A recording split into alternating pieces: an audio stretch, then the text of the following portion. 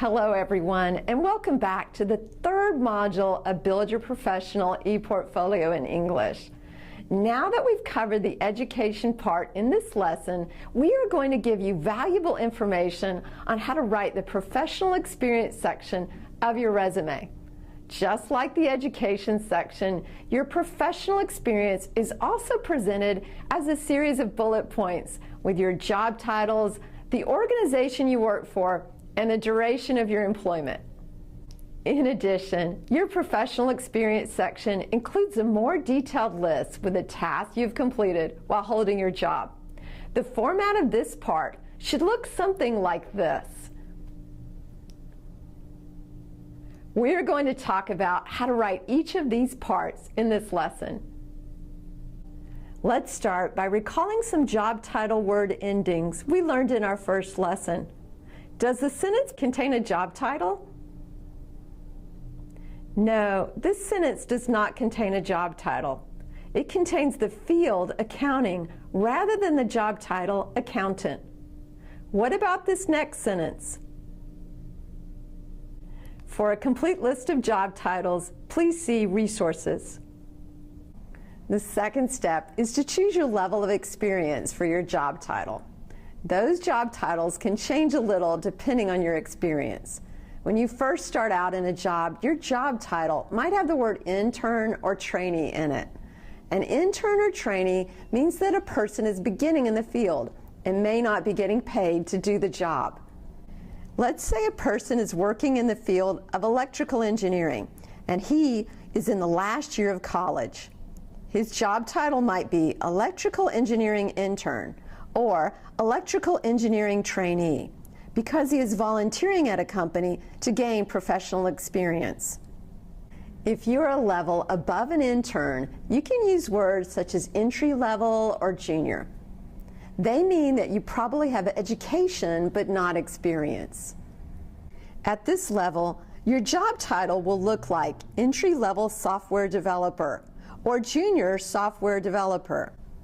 As you get more experience, your job title typically changes, and you might see words such as senior, principal, or lead in your title.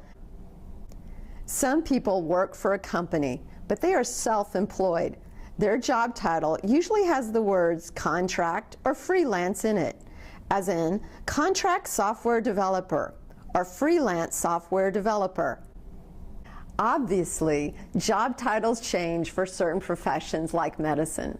If you are in the field of medicine, you will need to know some other set of words that describe titles. Here are some titles we use in America for nurses. This may be a little hard, but try and guess which one has the most experience. A student nurse, a registered nurse, a nurse practitioner. If you guessed a nurse practitioner, you're correct. In America, you have to be a registered nurse for several years before you can become a nurse practitioner. Whichever field you're in, applying the level experience to your job titles helps make your work experience be more specific and accurate, and also shows your expertise and understanding of your field. Let's now turn to how we're going to add your specific tasks during your work experience. To write about them, let's use Kate, a senior project manager, as an example, and help her complete her resume. We'll start by adding Kate's accomplishments with action verbs. Starting with an action verb shows what you've completed in a direct and clear way. As a senior project manager, one of Kate's tasks might look like this: managed a team of 10 people. Another way to write about your accomplishments is to show how much impact you had.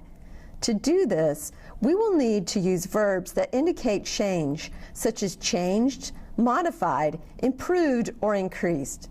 For Kate, her impactful accomplishment could look like this: increase sales by 5%. At other times, you may have made big changes for the company. You can use verbs like overhauled, reorganized, restructured, revamped, or redesigned. For example, Kate may have completely changed how her team operated to complete projects. This accomplishment will show up on a resume like this. Restructured workflow for team projects. When choosing the verbs, make sure that you use the right form of the verb. In our example with Kate, she worked as a senior project manager in the past, so that is why we use the past tense form managed, increased, restructured. However, if you still have the job, you want to use the ing form of the verb, like managing a team of 10 people. Now let's review. In this lesson, we've learned how to write about our professional experience in our resumes. We have learned that writing our professional experience involves choosing the right job title, the right level of experience for that job title, such as intern or senior, choosing the right action verb, and writing them in the correct form, such as managed or managing. In our next and final module, we're going to learn how to network with other professionals. Until then, apply what you've learned from this module to make sure you update your resume and make it look professional. I look forward to seeing your improved resumes. Have a great day.